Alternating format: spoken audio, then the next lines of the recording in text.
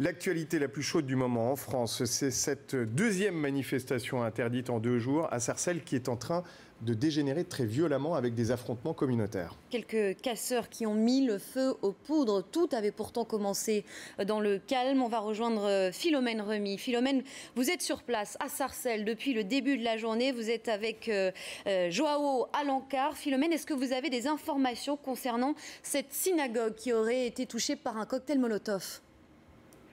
Bien, écoutez, la situation pour l'instant est toujours confuse. La synagogue de Sarcelles, elle, est sous tension.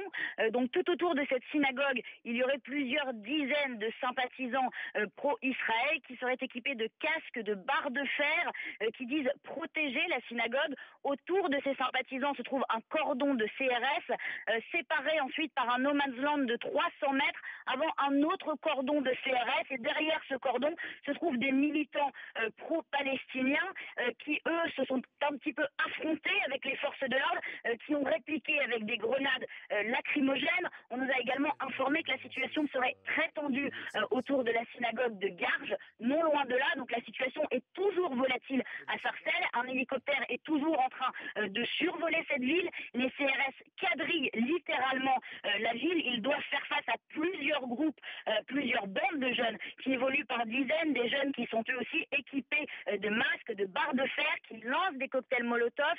Plusieurs containers à poubelles ont été disposés au milieu de la chaussée et incendiés. Des véhicules ont été incendiés.